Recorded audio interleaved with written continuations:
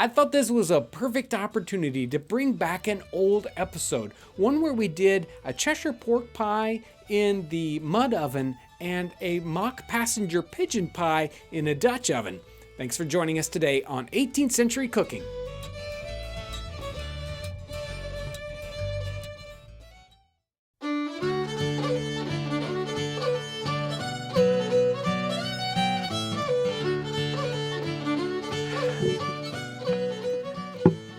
Apples have been enjoyed for centuries by people. Apples were popular in the 18th century, and today the dish we're making is called Cheshire pork pie with pippins. Pippins is a common name for apples in the 18th century. In our recipe, we're going to be using salt pork. This is true 18th century style salt pork, not something like you might find in your grocery store bacon shelf, but a leaner cut, hard packed in salt, like we discussed in a previous video. Likewise, we've sliced our pippins here, and they're ready to use in our pie. As we make our pie, what we're going to do is we're going to put in a layer of pork, and then we're going to put in a layer of apple. We're boiling our salt pork today for about an hour. Because we're boiling it, we don't need to rinse it off quite as much as we normally would have before using it. We're going to slice it thin, and then we're going to season it with a little pepper. I've got our pie packed up here. Now it's time to add some spices to it. I'm going to add some salt and some pepper to this to season it well, so it's got some flavor to it. All these things come right out of our spice kit. That's a little bit more there. There, that's good. Now we're going to put in put some butter on top that will melt down into our pie here. We're going to add about 2 tablespoons of water to give it a little bit of moisture. The amount of water you use or you need to add to this pie totally depends on the kind of apple you use. If you use a Macintosh apple, they'll turn to something like a applesauce. So you don't need to add very much water. If you have a firmer, crisper apple, you might need a little bit more water.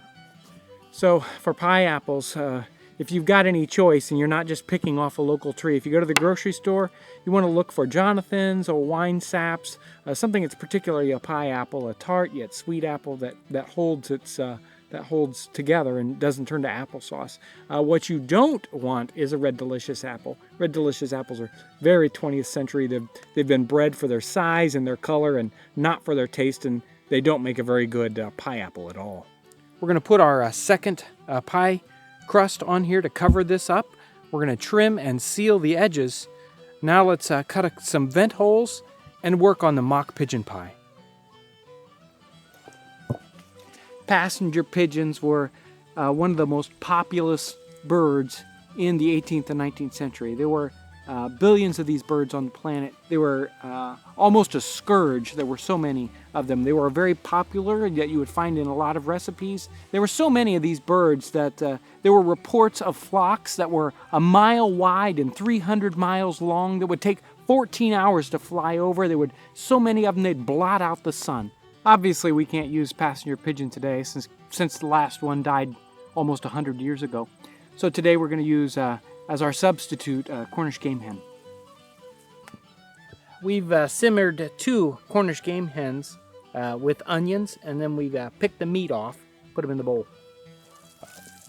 Now let's brown up a little bit of flour in some butter. I'm going to add some stock. Let this simmer a little bit. We'll also season it with a little salt, pepper, and thyme.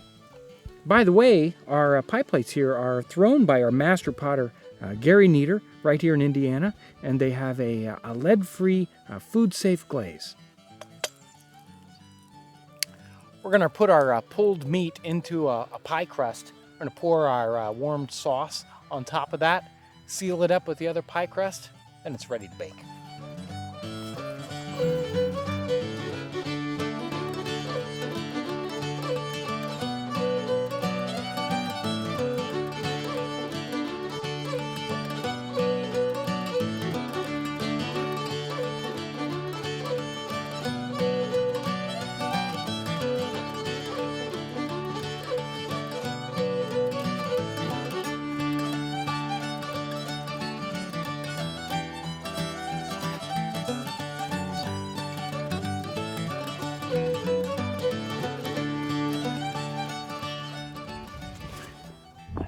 go. We're gonna bake this mock pigeon pie in a Dutch oven. Let's talk about these Dutch ovens for a minute. Dutch ovens like this are a specifically 18th century and North American improvement on a 17th century design. The lip at the top is specifically designed to keep the coals from falling off, so the coals will stay on the top. And the legs at the bottom keep it so the air can flow underneath and keep the coals alive underneath. We got our Dutch oven preheated. I've kind of left it in the fire pit here, and it's good and warm. But we have to get our pit ready for this. We got our coals underneath. It's time to put the pie in. We need to keep the pie off the bottom of the Dutch oven, so we're going to put a couple of S-hooks in here to space the pie pan off the bottom so the bottom doesn't burn. We got plenty of space around the outside edge so we can reach in there without burning ourselves. Now let's put the lid on.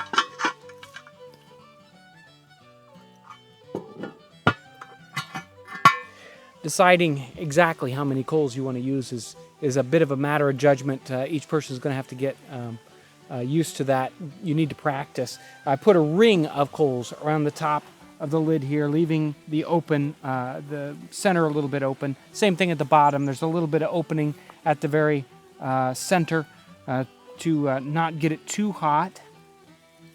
Each one of those is going to be just a little bit different, though.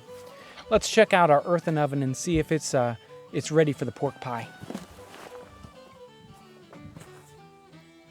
Okay, our oven is all baked down into coals. Our soot is burned off, so this is ready to go. You can see about how to use the oven better in the baking bread video. Anyway, I'm going to scrape the coals out and get this ready for the pie.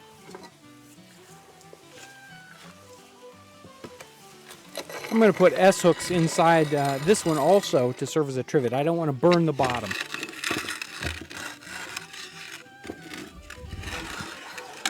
There we go. We're going to have to watch this. This might be a little bit too hot, so we're going to keep an eye out on it. Let's put the door on, though. It's been about 10 or 15 minutes, and I think this is probably ready to go. If we take a quick look, whoa, it's ready to come out. Let's, don't want to let it go too long. Wow, look at that. Looks just about perfect. Well, I'm sure we've let this set long enough. Let's pull it off the fire and set this aside so it can cool off enough that I can take the pie out of the oven. I'll take a quick gander here, set the lid aside. There's a lot of steam in there.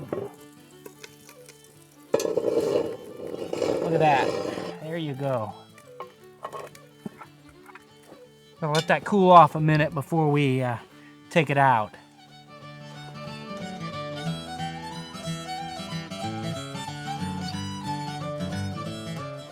I can't wait to cut these open and try them. They smell really good.